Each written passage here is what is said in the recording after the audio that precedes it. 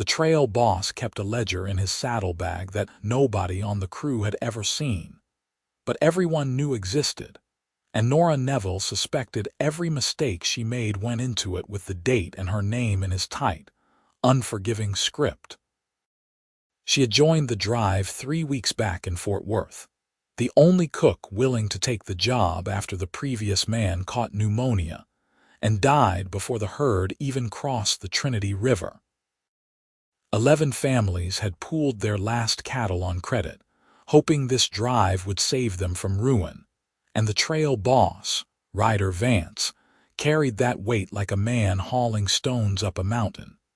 He spoke maybe 40 words a day, and every one of them was an order. Not cruel, not kind, just flat and factual as the Texas sky. Nora kept her own tally, though hers stayed in her head. 1 mark for every time he rode past the chuck wagon without acknowledgement. 1 for every morning he took his coffee without a nod. 1 for the way he corrected the young wrangler for leaving a cinch loose, his voice low and cutting. She had been a widow for 8 months, her husband dead from a fall off a barn roof, and she had learned in that time that silence could be its own kind of violence. Ryder Vance was a master of it. The crew numbered 12, not counting her. Drovers, wranglers, a trail boss who never smiled. They moved 2,000 head of longhorns north from Texas toward Dodge City, Kansas, and the work was unrelenting.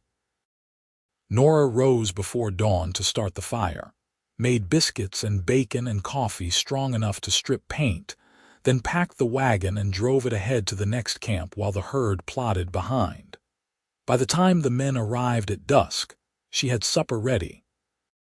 She fell asleep to the sound of cattle lowing and woke to it again. Ryder Vance rode the line from dawn until dark, checking the herd, the men, the land ahead. He was maybe 30, though the sun and the work made him look older. Tall, lean, with dark hair that needed cutting and eyes the color of slate. He wore the same clothes every day, a gray shirt and brown vest, a hat with a bullet hole through the brim that he never explained. Nora thought he might be handsome if he ever softened, but she had yet to see evidence that he possessed that ability. On the 4th week, they crossed into Indian territory, and the land changed from rolling prairie to harder, drier ground. Water became the currency that mattered, and Ryder spent his evenings studying a map by firelight, plotting their route to the next creek or river. Nora watched him sometimes from the far side of the fire, the way his jaw tightened when he traced a line with his finger, the way he rubbed his temples like he could push the weight out of his skull. One night, she brought him a plate of beans and cornbread without being asked. He looked up, surprised, then took it with a quiet, "Thank you." 2 words. She added them to her tally, unsure if they counted as progress or just politeness. The next morning she found her coffee pot already on the fire, the coals blown back to life. She knew it had been him. The other men were still rolled in their blankets, and Ryder was saddling his horse in the pre-dawn gray, his movements efficient and silent. She did not thank him. She was not sure he wanted to be thanked, but she noticed, and that seemed to matter. The small mercies came slowly after that, like water seeping through rock. A horse cut out of the remuda for her when her wagon mules were tired, done without comment or fanfare. A wound on her hand from a hot skillet handle, bandaged one evening when she had thought no one was paying attention. She had been cleaning up after supper, her palm wrapped in a rag, and Ryder had simply appeared beside her, taken her wrist, and replaced her makeshift bandage with a clean strip of cloth from his saddlebag. His hands were rough but steady, and he tied the knot with the same care he used for everything else. "Infection will slow you down," he said. "I know. Cannot afford that, I know." He released her hand and walked away, and Nora stood there with her heart doing something strange and unfamiliar in her chest. By the 5th week, they reached the Red River, swollen with spring rain. The crossing was treacherous, the current fast and the bottom uncertain. Ryder called the men together and outlined the plan. Cross at the widest point where the current was slowest, send the strongest swimmers first, keep the cattle moving so they did not panic and turn back. Nora studied the river from the wagon seat and saw what he had missed. Upstream, maybe a quarter mile, the river bent around a gravel bar. The water was shallower there, the current broken by the rocks. It would take longer to reach, but the crossing would be safer. She climbed down and walked to where Ryder stood with his ramrod, a grizzled man named Tom Farley. The other men were already mounted, waiting. "You are wrong about the crossing," she said. Every head turned. Tom Farley's eyebrows shot up. Ryder looked at her with an expression that might have been surprise or might have been anger. It was hard to tell. "Excuse me." Nora pointed upstream. "There is a gravel bar up there. Shallower water, slower current. It will take us an extra hour, but we will lose fewer cattle. Maybe none." Ryder followed her gaze, then looked back at her. The silence stretched long enough that she thought he might send her back to the wagon, or worse, tell her to keep her opinions to herself. Instead, he walked to his horse, pulled a spyglass from his saddlebag, and studied the bend she had indicated. After a long moment, he lowered the glass and turned to Tom. "She is right. We cross upstream." Tom blinked, then nodded. The crew began moving the herd, and Nora returned to the wagon, her hands shaking. She had been right, but she had also taken a risk, speaking up in front of the men. Ryder Vance did not strike her as a man who appreciated being corrected. That evening, after the herd was safely across, and the camp was set, Ryder appeared beside the fire where she was frying salt pork. The sun was setting, painting the sky in shades of orange and red, and the cattle were settling for the night. "Ride with me," he said. She looked up, startled. "What? Tomorrow? Ride with me. I want to show you something." It was not an order, not quite. It was closer to an invitation, and that was so unexpected that Nora did not know how to respond. She nodded, and he walked away without another word. The next morning, he brought a saddled horse to the wagon before the sun was fully up. It was a steady bay mare, calm and reliable, and Nora climbed on with only a little awkwardness.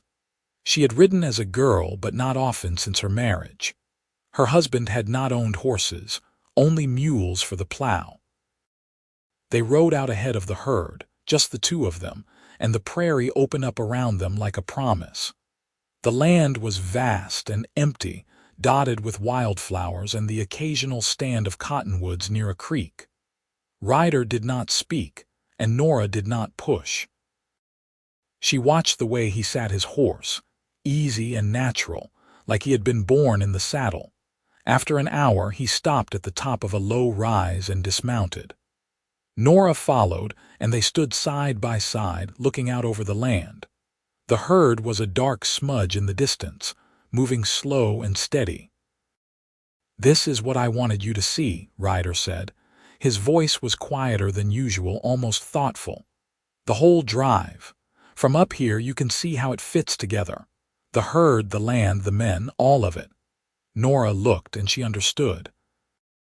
From down in the middle of it, the drive was chaos and dust and endless work. From up here it had a shape, a purpose. It was beautiful in a hard, unforgiving way. "Why show me?" she asked. Ryder was quiet for a long time. When he finally spoke, his voice was rough, like the words cost him something. "Because you see things I miss, and because I am tired of carrying this alone."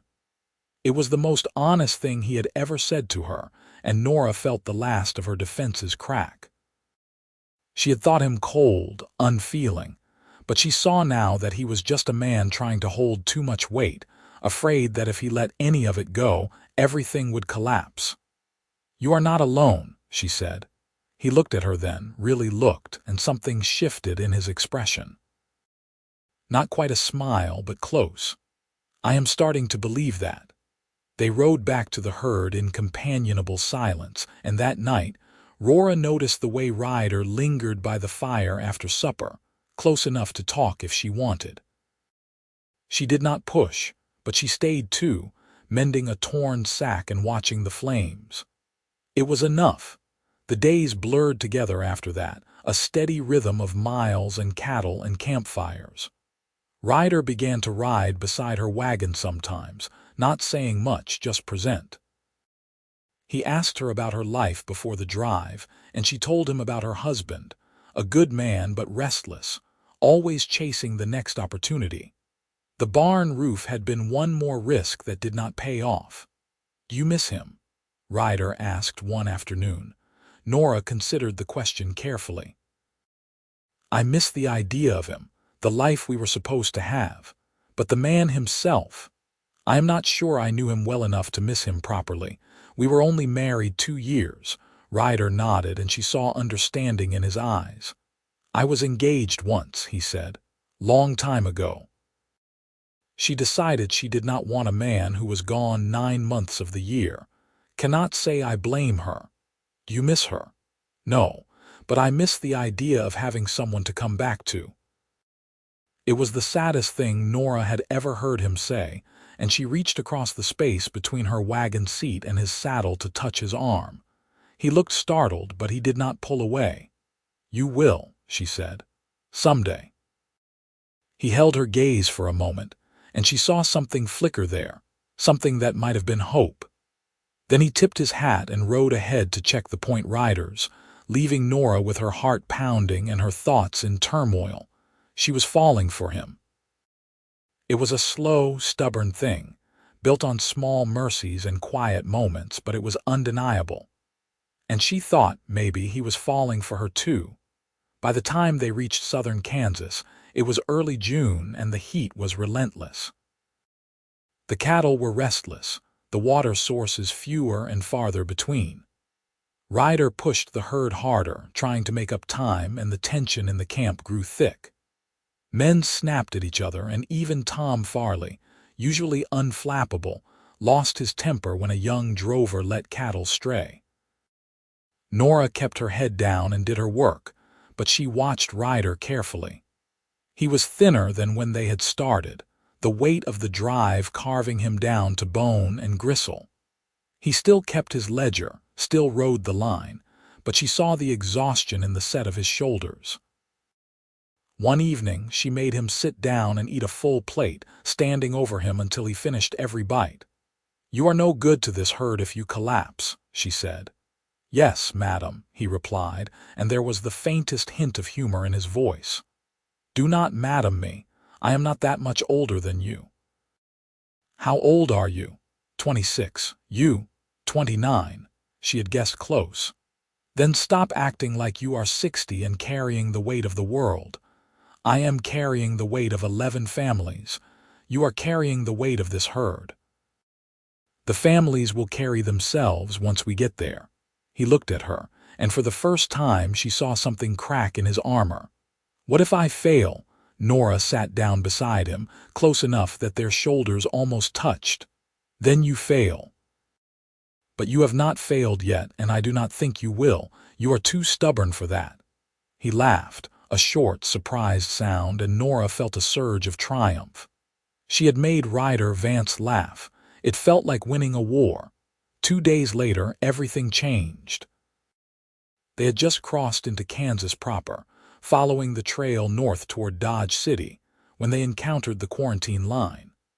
A group of farmers, maybe 20 strong, had blockaded the trail with wagons and armed themselves with shotguns and rifles. A hastily painted sign read, "No Texas cattle. Quarantine by order of the state." Ryder called a halt and rode forward alone. Nora watched from the wagon, her heart in her throat, as he spoke with the leader of the farmers, a big man with a red beard and a grim expression. The conversation was short and heated, and when Ryder rode back, his face was like stone. "They are enforcing a quarantine," he told Tom and the other men. "Texas fever, they will not let us through." "Can we go around?" Tom asked. Not without crossing into Indian lands, and we do not have permission for that. We could lose the whole herd. What do we do? Ryder did not answer right away. He looked at the herd, at the men, and finally at Nora. She saw the helplessness in his eyes, the fear that he had led them all to failure. "We camp here tonight," he said finally. "I will figure something out." But he did not figure something out, because that night his horse stepped in a gopher hole during a routine check of the herd and went down hard. Ryder was thrown, and when the men reached him, his leg was bent at an angle that made Nora feel sick. The bone had broken above the knee, a bad break that would take months to heal. They carried him back to the camp and laid him out near the fire. Nora sent one of the younger men to ride to the nearest town for a doctor, but it would be hours before help arrived.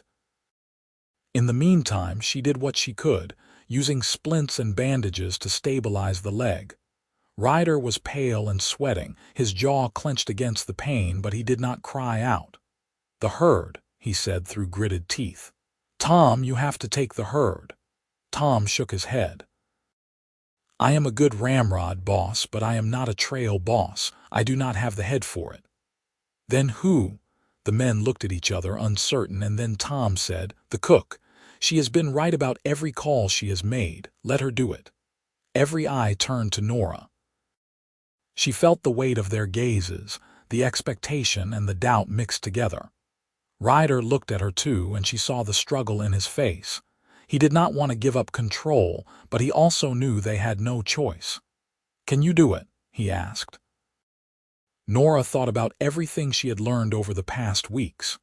The rhythm of the drive, the needs of the cattle, the tempers of the men. She thought about the ledger in Ryder's saddlebag, the tally of mistakes, and she thought about her own tally, the one she kept in her head. "Yes," she said. "I can do it." "Then do it, and do not let me down." It was not a vote of confidence, but it was close enough. Nora stood and faced the crew. "We move the herd at first light. Tom, you ride point with me. The rest of you, same positions as always. We are going to find a way around that quarantine, and we are going to get these cattle to Dodge." The men nodded, and Nora felt a surge of something fierce and determined. She was not going to fail. Not now. The doctor arrived near midnight and confirmed what they already knew. The break was bad, and Ryder would not be riding for months. He set the leg properly, gave Ryder laudanum for the pain, and left instructions for care. Nora stayed with Ryder through the night, checking his fever and making sure he rested. He drifted in and out of sleep, and once he reached for her hand. "Do not lose the herd," he whispered. "I will not," she promised. At dawn, she left him in the care of one of the younger drovers and climbed onto the wagon seat. The herd was restless, sensing the tension, but she started them moving north, angling east to avoid the quarantine line. She did not know where they were going, only that they had to keep moving. By midday, they reached a small settlement of Mennonite farmers, their neat fields and tidy houses a stark contrast to the wild prairie. Nora called a halt and rode into the settlement alone, hoping to negotiate safe passage. The Mennonites were wary, but their leader, a quiet man named Jacob, listened to her plea. She explained the quarantine, the 11 families depending on the herd, and the fact that they were simply trying to get to market. Jacob conferred with the other men, and after what felt like an eternity, he nodded. "You may pass through our land, but you will pay for any damage to our crops, and you will buy hay from us for your cattle. We need the money." "How much?" $50. It was steep, but Nora did not have a choice. "Done." They shook hands, and Jacob showed her a route that would skirt the quarantine line and bring them back to the trail north of the blockade. It would add 3 days to the drive, but it was their only option. That night, the herd was bedded down on Mennonite land, and Nora allowed herself a moment of relief. They had made it through the first crisis, but she knew there would be more. The stampede came 2 nights later. It started with a crack of thunder, sudden and violent, followed by a flash of lightning that lit up the sky. The cattle, already nervous from the long days and the strange land, panicked. They were on their feet and running before the crew could react, a wall of horns and hooves charging through the darkness. Nora grabbed the reins of the nearest horse and swung into the saddle, riding hard after the herd. The other men were doing the same, shouting and firing their pistols into the air, trying to turn the cattle before they scattered completely. The rain came in sheets, cold and blinding, and Nora could barely see the shapes of the cattle ahead. She rode to the front of the stampede, her heart pounding, and began to angle the leaders to the left, forcing them into a wide circle. It was dangerous work, and more than once she thought she would be trampled, but she held her ground. Slowly, the herd began to turn, the circle tightening until the cattle were running in a mill, their momentum spent. By the time the rain stopped and the herd settled, it was near dawn. Nora was soaked and exhausted, her hands blistered from the reins, but they had not lost a single animal. The men were equally worn, but there was a new respect in their eyes when they looked at her. Tom rode up beside her, grinning despite his exhaustion. "You did it, boss." "We did it," she corrected. "No, madam, that was all you." When they returned to camp, Ryder was sitting up near the fire, his splinted legs stretched out in front of him. He looked terrible, pale and drawn, but his eyes were sharp. "I heard the stampede. Everyone all right?" "Everyone is fine," Nora said.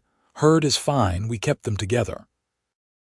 Ryder studied her for a long moment, and she saw something shift in his expression. Pride, maybe, or admiration. "You are a hell of a trail boss, Nora Neville." It was the first time he had used her given name, and hearing it in his rough voice did something to her heart. She sat down beside him, close enough that their knees touched. "I learned from the best. The best would not have broken his leg like a fool. The best would not have kept a ledger of everyone's mistakes without ever acknowledging what they did right." He flinched, and she knew she had hit a nerve. That ledger keeps us sharp, keeps us from getting lazy. That ledger keeps people afraid of you. There is a difference. Ryder was quiet, and when he finally spoke, his voice was low. "I do not know how to be any other way." Nora took his hand, rough and calloused, and held it between hers. "Then learn, because you are more than your mistakes, Ryder Vance, and so is everyone else." He looked at their joined hands, and she saw the walls he had built around himself begin to crumble. "I am not good at this.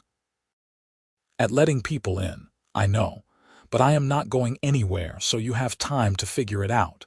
He lifted his gaze to hers, and the vulnerability there nearly broke her. "Why are you doing this? Why do you care?"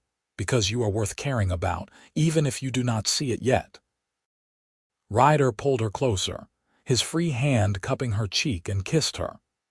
It was tentative at first, unsure, but when she kissed him back, it deepened into something fierce and desperate. All the weeks of silence and small mercies and stubborn falling poured into that kiss, and when they finally broke apart, they were both breathless. "I am falling in love with you," he said, and the honesty in his voice made her chest ache. "I am already there," she replied. They held each other by the fire as the sun rose, and for the first time since the drive began, Ryder Vance looked like a man who believed in something other than duty. The rest of the journey to Dodge City was hard but uneventful.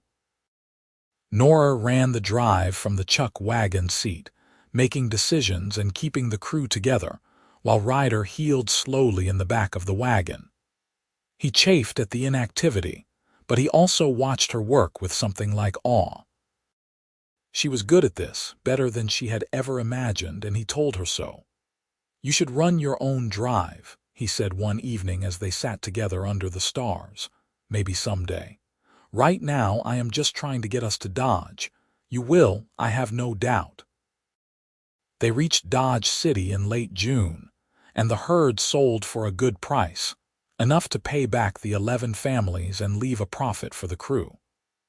Nora handled the sale with the buyer, negotiating fiercely until she got the number she wanted, and when the deal was done, the men cheered. That night, Ryder pulled her aside. His leg was still healing and he walked with a crutch, but he looked stronger than he had in weeks. "I have been thinking," he said, "about what comes next." "What do you mean?" "I do not want to go back to Texas. I do not want to run another drive like that, breaking my back for someone else's profit. I want to build something, with you." Nora's heart leaped. "What are you saying?" "I am saying we take our shares and buy a piece of land, north of the Cimarron where the trail crosses. We build an eating house and a horse camp, a place for drovers to stop and rest. You run the kitchen, I run the stock. We do it together." It was a dream she had not let herself imagine, but now that he had spoken it aloud, she wanted it with a fierceness that surprised her. "You are serious." "I have never been more serious about anything in my life, except maybe you." She kissed him then, hard and full of promise. "Yes, yes, I will do it." They spent the next week scouting land and negotiating a purchase. They found a spot just north of the Cimarron crossing, with good water and easy access to the trail.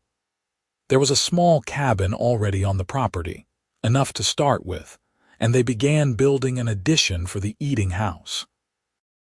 The work was hard, but it was theirs, and that made all the difference. Ryder's leg healed slowly, and Nora took over much of the physical labor, hammering boards and mixing mortar while he handled the planning and the finances. They hired a few hands to help, men from the drive who did not want to go back to Texas either. And by late summer, the eating house was ready. They opened on a warm September evening, and the first customers were a crew of drovers heading south after selling their herd. Nora cooked a feast: roast beef, potatoes, biscuits, and pie, while Ryder tended the horses and made sure everyone had a place to sleep. The drovers ate until they could not move, praising the food and the hospitality, and when they left the next morning, they promised to spread the word. The business grew quickly. Drovers came through regularly, tired and hungry, and Nora's cooking became legendary on the trail.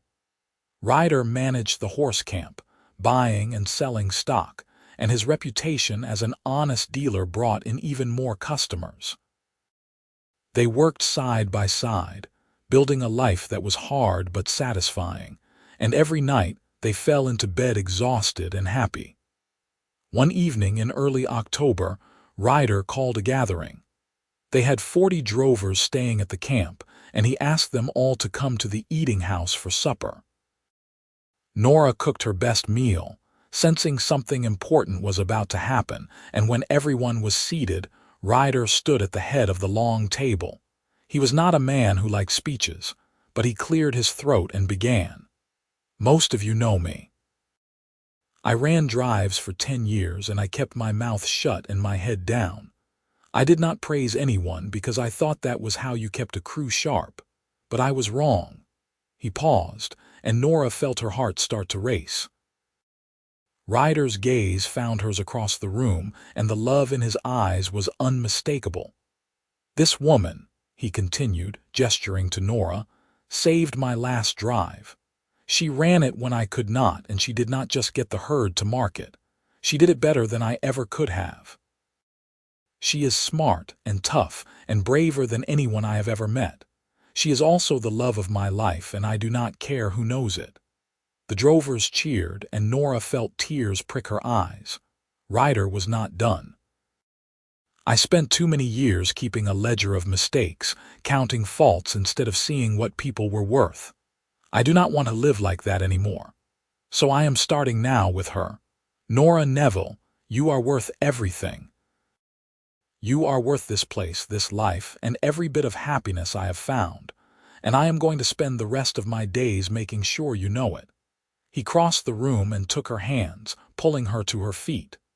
"Marry me," he said, his voice low and urgent. Be my partner in all of this, not just the work but the life. Say yes."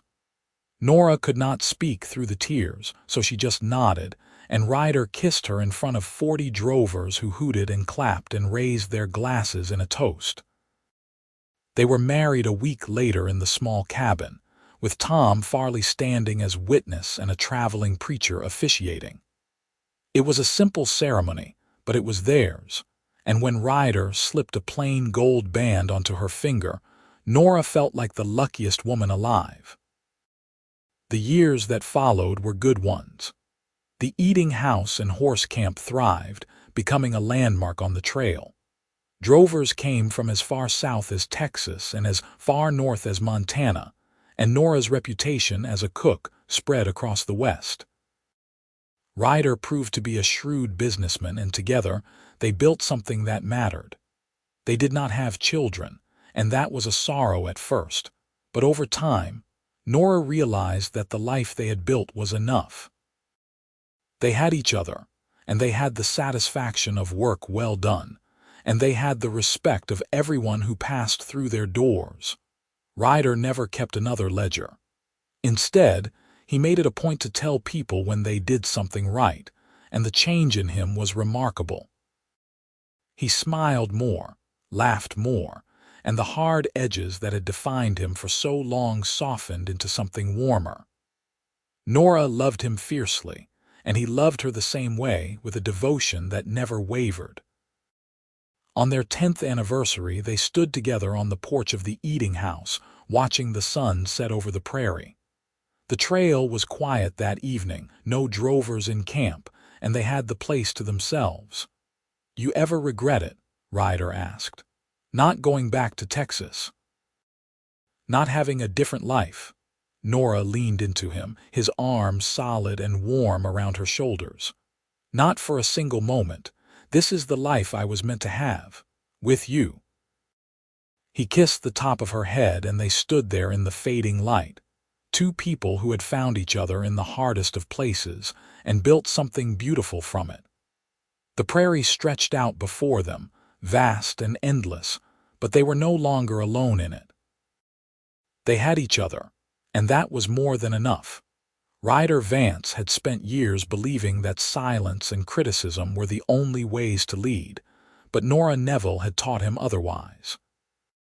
She had shown him that there was strength in vulnerability, that love was not a weakness but a foundation, and that the best things in life were built not by tearing others down but by lifting them up. And so they lived, side by side, running their eating house and horse camp, welcoming weary travelers, and proving every day that a life built on partnership and love could withstand anything the world threw at it. They grew old together, their hands calloused from work, their hearts full, and when people asked them the secret to their success, they always gave the same answer. "We saw each other," Ryder would say, "and we chose each other, every single day." It was as simple and as complicated as that. And it was everything. The seasons turned, and the years passed, and their love deepened with every shared sunrise and every quiet evening by the fire. They faced droughts and harsh winters, difficult customers, and the occasional trouble that came with running a business on the frontier, but they faced it all together. Ryder's leg never fully healed, leaving him with a slight limp, but he wore it like a badge of honor, a reminder of the night his life changed course. Nora continued to cook, and her kitchen became the heart of the eating house. She experimented with new recipes, adding dishes she remembered from her childhood and others she learned from the travelers who passed through. She kept a small garden behind the cabin, growing vegetables and herbs, and in the spring, wildflowers that reminded her of the day Ryder had taken her riding to see the drive from above. Ryder, for his part, became known as a man of his word. Drovers trusted him to give them fair prices for their horses, and many returned year after year, not just for the business but for the friendship. He still rose before dawn and worked until dusk, but now there was joy in it, a sense of purpose that had nothing to do with duty and everything to do with love. One evening, as they sat together on the porch, Nora asked him about the ledger. "Do you still have it?" "The one where you kept track of mistakes," Ryder nodded. "It is in the desk. I kept it as a reminder." "Of what?" "Of who I used to be and who I do not want to be again." Nora took his hand. "You were never as bad as you thought. You were just carrying too much alone." "Maybe. But I am glad I do not have to carry it alone anymore." They sat in comfortable silence, watching the stars come out one by one. The prairie was vast and dark, but their porch was warm and bright, a beacon for anyone who needed rest. As the years went on, they expanded the eating house, adding more rooms and a larger dining area.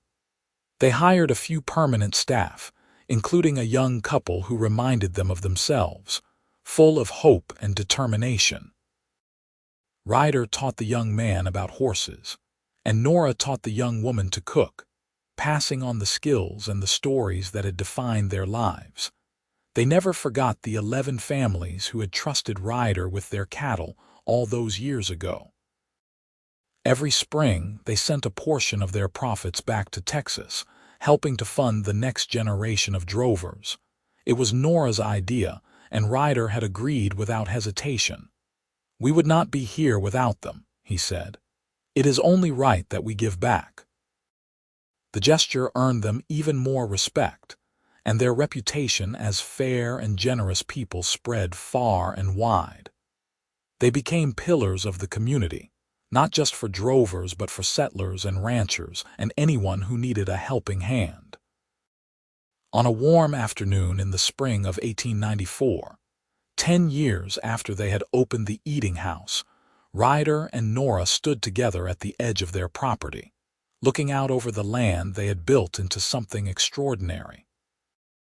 The eating house was bustling with guests, the horse camp full and the garden in full bloom. "Do you remember the day I asked you to ride with me?" Ryder asked. Nora smiled. "I remember. I thought you were going to tell me I was fired. I was trying to figure out how to tell you I was falling in love with you. You did not say it that day." "No, but I was thinking it." Nora leaned against him, and he wrapped his arms around her, holding her close. "I am glad you finally said it. And I am glad I said yes when you asked me to marry you." "Best decision I ever made," Ryder said. "Well, that and letting you run the drive."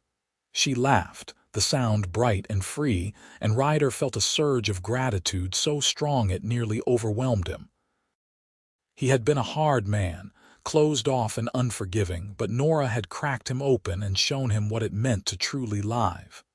She had given him love and partnership and a life worth waking up for every morning. "Thank you," he said quietly. "For what?" "For seeing me. For believing in me. For loving me." Nora turned in his arms and looked up at him, her eyes shining. "You made it easy. You just had to let me in." "I am glad I did." They kissed, slow and sweet, and when they pulled apart, they stood together in the fading light. Two people who had found each other against all odds and built a life that was richer and fuller than either of them had ever imagined. As the sun set over the prairie, painting the sky in shades of gold and crimson, Ryder and Nora Vance walked back to the eating house hand in hand, ready to welcome the next wave of travelers and to continue the work they loved. They had no regrets, no lingering questions, just the deep and abiding certainty that they were exactly where they were meant to be. And when the last guest had been fed and the last horse had been tended, they sat together by the fire, Nora's head on Ryder's shoulder, and talked about the day and the plans for tomorrow. They spoke of small things and large, of dreams and memories, and through it all, the love between them glowed as steady and warm as the flames in the hearth. Ryder had spent so many years believing that praise was a weakness, that acknowledgement would make people soft. But Nora had taught him that the opposite was true, that seeing people, Truly seeing them and telling them what they were worth was the greatest gift you could give. It did not make them weak. It made them strong. And so, every day, he told her what she was worth. In words and in actions, in the way he looked at her and the way he held her, he made sure she knew that she was his heart, his partner, his everything. Nora did the same for him, reminding him that he was more than the mistakes he had made, more than the weight he had carried. He was a good man, a kind man, and she loved him with a fierceness that never faded. Years later, when they were both gray and weathered, their hands still rough from work but their hearts still full, they would sit on that same porch and watch the sun set over the prairie.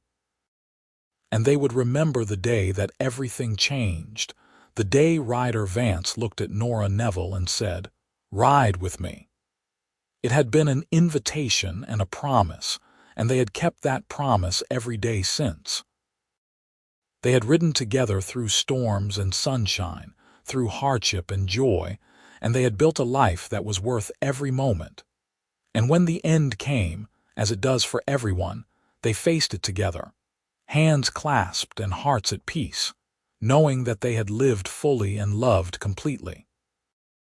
Their legacy was not just the eating house or the horse camp, but the lives they had touched and the love they had shared, a testament to the power of seeing someone for who they truly are and choosing them, every single day, without hesitation or regret.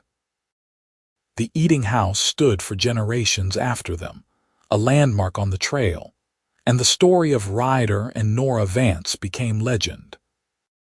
People spoke of the trail boss who never praised anyone until he met the widowed cook, and how their love had transformed not just their lives, but the lives of everyone around them.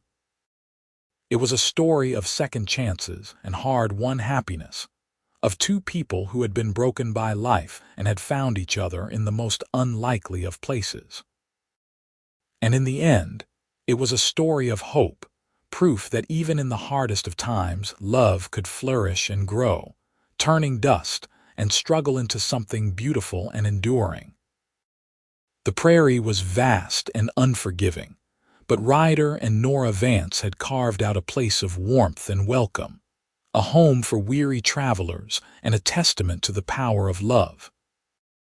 Their story was told around campfires and dinner tables, passed down through generations, and every time it was told, people marveled at the way two stubborn, guarded people had found each other and built something that lasted. It was a reminder that the best things in life were not easy, but they were always worth fighting for. And so, the legend of the trail boss and the widowed cook lived on, a beacon of hope and love in a wild and untamed land, proving that sometimes the greatest journeys begin with three simple words: "Ride with me."